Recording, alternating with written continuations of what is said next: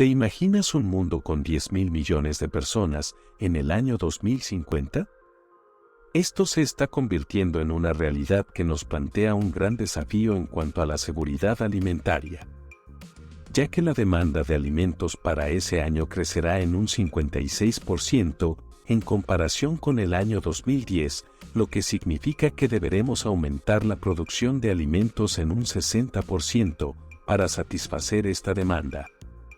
En un mundo cada vez más globalizado y conectado, las oportunidades no se limitan solo al mercado nacional, sino que hay un mundo de oportunidades en el exterior.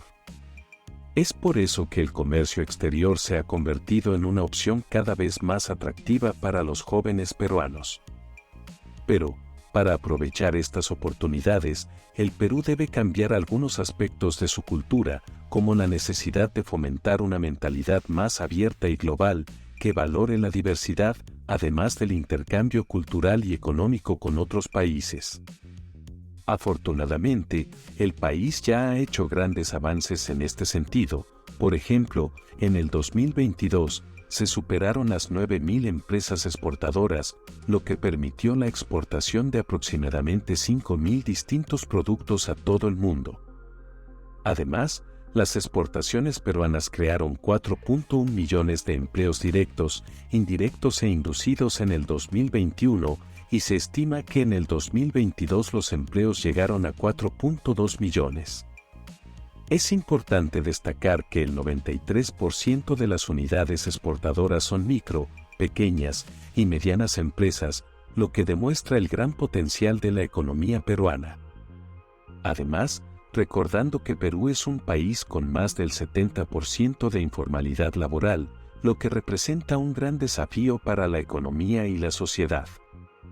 En este sentido, la exportación también puede contribuir a la formalización laboral del país, ya que los exportadores están sujetos a auditorías internacionales y fiscalización por parte de sus clientes, lo que los obliga a cumplir con distintas condiciones laborales y ambientales que exige el mercado global.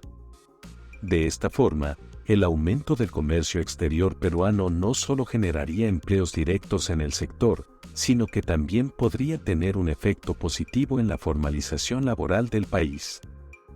A pesar de esto, aún queda mucho potencial para expandir el comercio exterior peruano.